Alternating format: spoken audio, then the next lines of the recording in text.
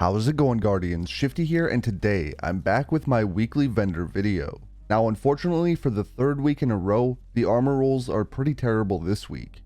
I'm of course going to show footage of those armor rolls at the end of the video, but there's nothing for me to discuss on that front. However, in terms of the Banshee weapons, I do have some important information there. So last week I mentioned that Bungie finally fixed Banshee. Well, in trying to fix Banshee, they accidentally broke him in a different way. The weapons at Banshee no longer change on Tuesday's reset. That means the weapons he's selling right now are currently the same as they were before the reset. Instead, the weapons and their perks change sometime around Thursday or Friday. I am going to try to find out exactly when they change so I can let you know in next week's video. With that said, if you haven't picked it up, there is a decent 7th Seraph revolver with threat detector and timed payload.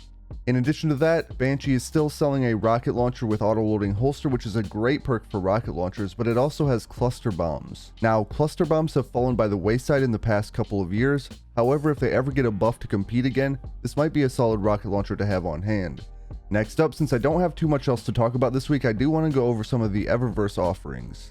First of all, don't forget to grab your 30th anniversary gift of 700 Bright Dust. Then Eververse is again selling one of the 30th anniversary shaders here on the front page, and there is also one of the exotic emotes.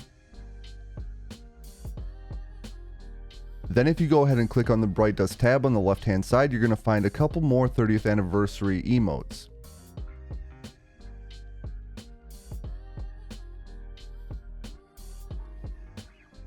And here's the second one. And then you're going to have a ghost shell, a ship, there's a sparrow, and we have the Dead Man's Revenge Dead Man's Tail ornament, which looks like this. Now there's one final thing I want to talk about before I move on and show off the footage of the armor and weapon rolls. So, DMG on Twitter posted a few things that we can expect in this week's TWAB. The first is, they're going to be discussing some changes to blue armor and weapon drops. In addition to that, there's going to be some discussion of power floors and the raid launch date. And another thing that they're going to talk about is gunsmith updates, and he indicates here that you're going to want to spend your gunsmith materials. Now in my opinion, it's possible that the gunsmith updates are going to pertain to weapon crafting in the Witch Queen. There's likely going to be some significant changes to the gunsmith given we're basically getting weapons 3.0.